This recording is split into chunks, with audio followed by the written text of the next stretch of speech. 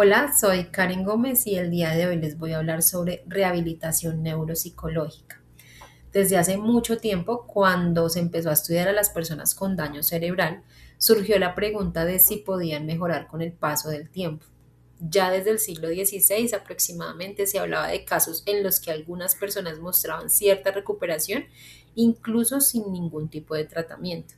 Más adelante, sobre todo después de las guerras mundiales, la rehabilitación empezó a organizarse mejor, especialmente en el trabajo con el lenguaje. Y a partir de ahí el interés por ayudar a las personas a recuperar funciones perdidas fue creciendo cada vez más y se convirtió en una parte importante del trabajo con pacientes con daño cerebral. La recuperación después de un daño cerebral no ocurre todo al mismo tiempo, sino por etapas. En una primera etapa, que es temprana, el cerebro empieza a mejorar casi de inmediato. Esto pasa porque se reducen problemas físicos como la inflamación o pequeños sangrados y por eso la mejoría suele ser rápida al inicio. Luego viene una segunda etapa que es más lenta y puede durar meses o incluso años. En esta fase, la persona mejora porque vuelve a aprender habilidades y porque el cerebro empieza a reorganizarse usando otras áreas para compensar lo que se perdió. Por eso la recuperación no siempre se detiene rápido y la rehabilitación puede seguir siendo útil incluso mucho tiempo después del daño. Uno de los factores más importantes es el tamaño y la localización de la lesión, porque cuando el daño es muy extenso hay menos funciones conservadas para apoyar la recuperación. Otro factor clave es la edad. En general, el cerebro de los niños tiene mayor capacidad de recuperación que el de los adultos y el de los adultos más que el de los ancianos. También influye la causa del daño cerebral. Por ejemplo, los traumatismos suelen tener mejor recuperación que los accidentes vasculares o algunos tumores. Finalmente, el tiempo es fundamental, tanto la forma en que ocurre la lesión como el momento en que se inicia la rehabilitación influyen en el pronóstico. Por eso la recuperación depende de varios factores combinados y no solo de una causa. Cuando una persona sufre un daño en el cerebro, la rehabilitación no significa volver a ser como antes, sino aprender a seguir adelante y manejar mejor las dificultades que aparecen. Después de una lesión cerebral pueden pasar varias cosas. Algunas dificultades aparecen directamente por el daño, como cuando a una persona se le olvidan las palabras o le cuesta hablar. Pero también hay otros cambios que no son tan negativos porque la persona empieza a buscar maneras de compensar lo que le cuesta. Por ejemplo, usando más gestos, hablando más despacio o apoyándose en la entonación. La rehabilitación ayuda justamente en eso. Por un lado, permite que la persona vuelva a practicar habilidades que se afectaron y por otro, le enseña nuevas estrategias para adaptarse. Esto demuestra que el cerebro puede cambiar y aprender nuevas formas de hacer las cosas. Además, se ha visto que las personas que van a terapia del lenguaje suelen mejorar más que las que no reciben el tratamiento. Aunque no se recupere todo por completo, la terapia ayuda a que las dificultades sean menores y más manejables. En resumen, la rehabilitación no borra el daño cerebral, pero sí ayuda a que la persona funcione mejor y tenga una mejor calidad de vida. Cuando una persona sufre un daño cerebral, las dificultades no aparecen solo en una función.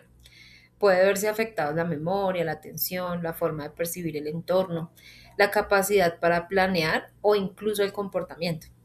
Por eso la rehabilitación cognitiva busca trabajar todas estas áreas de manera conjunta. Una de las áreas más trabajadas es la memoria, ya que muchas personas con daño cerebral tienen dificultades para recordar información. La rehabilitación busca ayudar al paciente a recordar mejor usando ejercicios o apoyos externos y cambios en el entorno para facilitar la vida diaria. También es frecuente que los pacientes tengan problemas para concentrarse o mantener la atención por mucho tiempo. Por eso, la rehabilitación incluye ejercicios que ayudan a mejorar el nivel de alerta, la concentración y la capacidad de sostener el esfuerzo mental. Otra área importante es la percepción, ya que algunos pacientes tienen dificultades para reconocer objetos o ubicarse en el espacio. La rehabilitación trabaja estas habilidades con tareas visuales que ayudan a mejorar la exploración del entorno y la coordinación. Las funciones ejecutivas permiten planear, organizarse y resolver problemas. Cuando estas se ven afectadas, la rehabilitación ayuda al paciente a analizar mejor las situaciones, seguir pasos y controlar respuestas impulsivas. Finalmente, la rehabilitación cognitiva también aborda los cambios en el comportamiento, como la impulsividad o las dificultades para relacionarse con otros.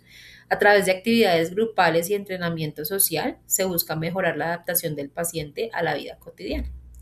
En conjunto, la rehabilitación cognitiva no trabaja una sola función, sino que integra memoria, atención, percepción, pensamiento y conducta con el objetivo de mejorar la autonomía y la calidad de vida del paciente. Cuando una persona presenta un daño cerebral, la rehabilitación neuropsicológica no se trata solo de hacer ejercicios, sino también de entender qué dificultades tiene la persona y cómo poder ayudarla a funcionar mejor en la vida diaria. Para lograr esto es fundamental empezar con una buena evaluación. Desde la rehabilitación se reconoce que no se puede intervenir sin conocer primero qué funciones están alteradas y cuáles se mantienen conservadas. A partir de esta evaluación se diseña un plan de intervención.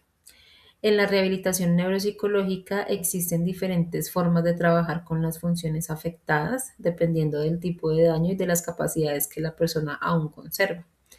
De manera práctica, la rehabilitación puede enfocarse en recuperar directamente una función, en usar otras habilidades para reemplazarla o en apoyarse en ayudas externas que faciliten el desempeño diario.